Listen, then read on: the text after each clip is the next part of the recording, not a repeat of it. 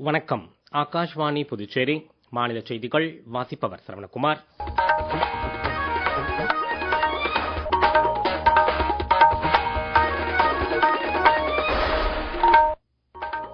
தலைப்புச் செய்திகள். குடியரசுத் தலைவர் திருமதி திரௌபதி முர்மு போர்ச்சுகல், ஸ்லோவாக்கியா நாடுகளுக்கு நாளை மறுநாள் முதல் 4 நாட்கள் அரசுமுறை பயணம் மேற்கொள்கிறார். தமிழக மக்களின் எதிர்பார்ப்புகளை இலங்கை அரசு நிறைவேற்றும் என பிரதமர் திரு நரேந்திர மோடி தெரிவித்துள்ளார். பிரதமர் திரு நரேந்திர மோடி நாளை தமிழ்நாட்டில் 8300 கோடி ரூபாய் மதிப்பில் ரயில், சாலை திட்டப் பணிகளுக்கு அடிக்கல் நாட்டுகிறார். வளர்ச்சியடைந்த இந்தியாவை உருவாக்குவதற்கு நாட்டு மக்கள் அனைவரும் பங்களிக்க வேண்டும் என மத்திய அமைச்சர் திரு சர்பானந்த சோனாவால் கேட்டுக் கொண்டுள்ளார். இனி விரிவான செய்திகள். குடியரசுத் தலைவர் திருமதி திரௌபதி முர்மு போர்ச்சுகல், ஸ்லோவாக்கியா நாடுகளுக்கு நாளை மறுநாள் முதல் 4 நாட்கள் அரசுமுறை பயணம் மேற்கொள்கிறார். குடியரசுத் தலைவரின் இந்த பயணம் இரு நாடுகளுடன் இந்தியாவிற்கான இருதரப்பு உறவுகளை மேலும் வலுப்படுத்தவும் விரிவுபடுத்தவும் வாய்ப்புள்ளதாகவும் ஐரோப்பிய ஒன்றியத்துடனான உறவை மேம்படுத்தும் என வெளியுறவு அமைச்சகம் தெரிவித்துள்ளது. தமிழக மக்களின் எதிர்பார்ப்புகளை இலங்கை அரசு நிறைவேற்றும் என்றும் அரசியல் சாசன செயலாக்க வழியில் மத்திய அரசு பணியாற்றும் என்றும் பிரதமர் திரு நரேந்திர மோடி தெரிவித்துள்ளார்.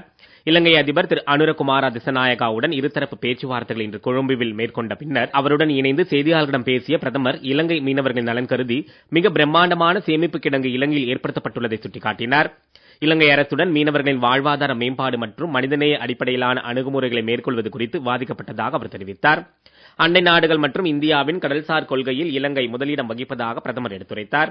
பிரதமர் திரு நரேந்திர மோடியை கௌரவிக்கும் வகையில் இலங்கை அரசின் மித்ர விபூஷணா விருதை அதிபர் அனுரகுமார திசநாயகா பிரதமருக்கு வழங்கினார். இவ்விருது 140 கோடி இந்தியர்களை கௌரவிக்கும் விருதாகும் என பிரதமர் பெருமிதம் தெரிவித்தார்.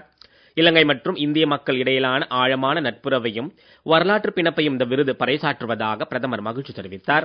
மித்ரா விபூஷணா விருதுக்காக அதிபருக்கும் அந்நாட்டு அரசுக்கும் இலங்கை மக்களுக்கும் பிரதமர் நன்றி தெரிவித்துக் கொண்டார். முன்னதாக எரிசக்தி, வர்த்தகம், பாதுகாப்பு உள்ளிட்ட பல்வேறு துறைகளில் பல்வேறு ஒப்பந்தங்கள் கையெழுத்தாகின. இலங்கை பயணத்தை முடித்துக் கொண்டு நாளை ராமேஸ்வரம் வரும் பிரதமர் திரு நரேந்திர மோடி தமிழ்நாட்டில் 8300 கோடி ரூபாய் மதிப்பில் ரயில், சாலை திட்டப் பணிகளுக்கு அடிக்கல் நாட்டுவதோடு புதிய திட்டங்களை நாட்டுக்கு அர்ப்பணித்து உரை நிகழ்த்துகிறார். நாட்டின் முதலாவது செங்குத்து தூக்கடல் பாலமான புதிய பாம்பன் ரயில் பாலத்தை திறந்து வைத்து ராமேஸ்வரம், தாம்பரம் இடையிலான புதிய ரயில் சேவை அவர் தொடக்கி வைக்க உள்ளார். இதனிடையே ரயில்வே அமைச்சர் திரு அஸ்வினி வைஷ்ணவ் பாம்பன் புதிய ரயில் பாலத்தை நேரில் ஆய்வு செய்தார். பிரதமரின் வருகையொட்டி ராமேஸ்வரம் அருள்மிகு ராமநாத சுவாமி திருக்கோவிலுக்குள் நாளை காலை 8 மணி முதல் பிற்பகல் 1 மணி வரை தரிசனம் மற்றும் தீர்த்த நீராட பக்தர்களுக்கு அனுமதி இல்லை என்று அறிவிக்கப்பட்டுள்ளது.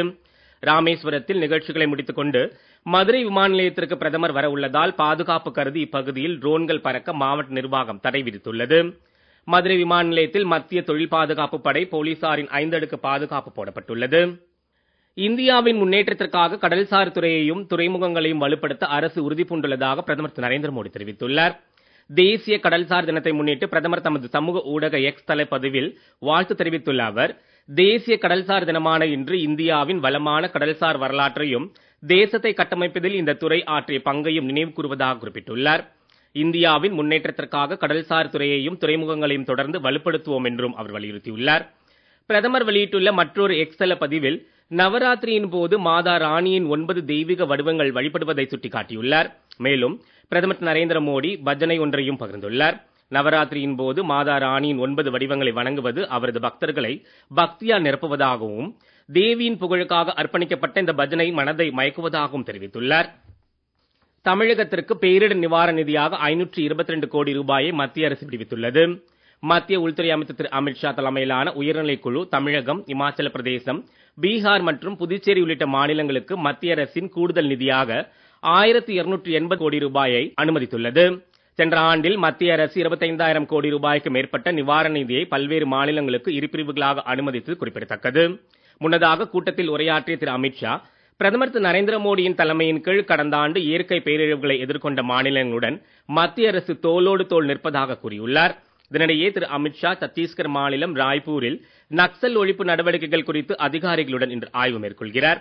எதிர்காலத்தில் நக்சல் தீவிரவாதத்தை முற்றிலுமாக ஒழிக்க மேற்கொள்ள வேண்டிய நடவடிக்கைகள் குறித்து அவர் துறை ரீதியாக ஆய்வு மேற்கொள்ள உள்ளார். நீங்கள் கேட்டுக்கொண்டிருப்பது மாநில செய்திகள். நேயர்கள் ஆகாஷ்வாணி செய்திகளை உடனுக்குடன் தெரிந்து கொள்ள எமது புதுச்சேரி மண்டல செய்தி பிரிவின் சமூக ஊடகங்களான @airnews_புதுவை என்ற எக்ஸ் பக்கத்தையும், all India radio news Puducherry என்ற பேஸ்புக் பக்கத்தையும், @RNU புதுச்சேரி என்ற யூடியூப் சேனலையும் அணுகலாம். செய்திகள் தொடர்கின்றன.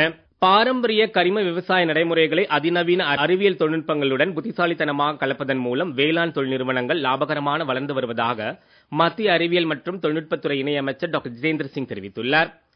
சங்கர்பள்ளியில் நடைபெற்ற இயற்கை மற்றும் இயற்கை விவசாயிகள் உச்சி மாநாடு 2025 உரையாற்றிய அவர், விவசாயத்தை அளவிடுவதற்கும் உற்பத்தி திறனை அதிகரிப்பதற்கும் நிலையான வருமானத்தை உறுதி செய்வதற்கும் அறிவியலை தழுவிய கண்டுபிடிப்பாளர்கள் மற்றும் விவசாய தொழில் முனைவோரின் முயற்சிகளை பாராட்டினார்.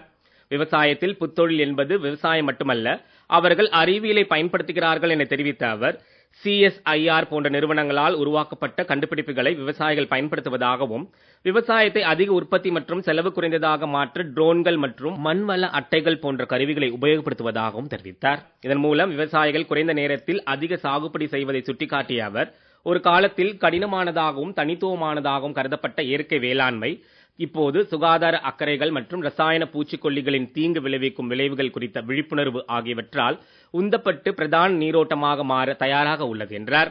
கிராமப்புற பொருளாதாரத்தை மேம்படுத்தாமல் விவசாயத்தின் பரந்த குறைவாக ஆராயப்பட்ட திறன்களை பயன்படுத்திக் கொள்ளாமல் 2047ஆம் ஆண்டில் வளர்ந்த நாடாக மாறுவதற்கான இந்தியாவின் பயணம் முழுமையடையாது என்றும் அமைச்சர் தெரிவித்தார். இந்திய கடற்படையின் ஆழ்கடல் ரோந்து கப்பல் INS சுனைனா கார்வாரில் இருந்து பயணிக்க உள்ளது.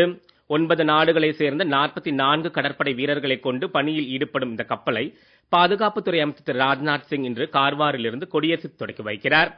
பிராந்திய கடல்சார் பாதுகாப்பு சர்வதேச ஒத்துழைப்புக்கான IOS சாகர் என்பது தென்மேற்கு இந்திய பெருங்கடல் பிராந்தியத்தின் கடற்படைகள் கடல்சார் முகமைகளை ஒன்றிணைப்பதை நோக்கமாக கொண்ட ஒரு முன்னோடி முயற்சி என்பது குறிப்பிடத்தக்கது.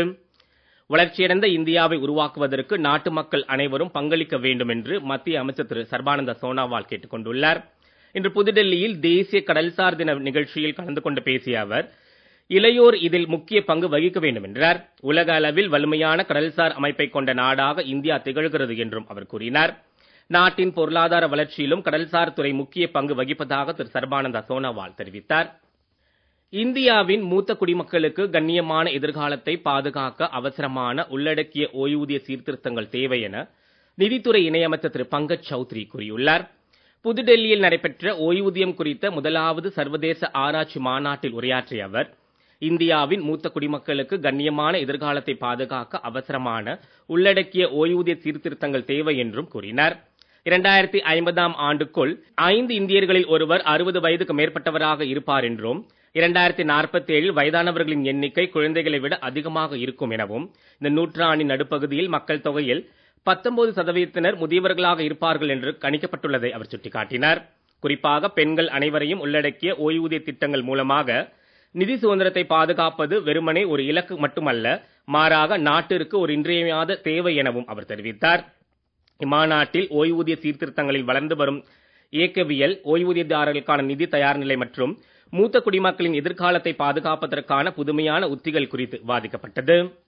IPL 2020 கிரிக்கெட் போட்டியில் சண்டிகரில் இன்றிரவு 7:30 மணிக்கு நடைபெறும் ஆட்டத்தில் ராஜஸ்தான் ராயல்ஸ் பஞ்சாப் கிங்ஸ் அணிகள் மோதுகின்றன.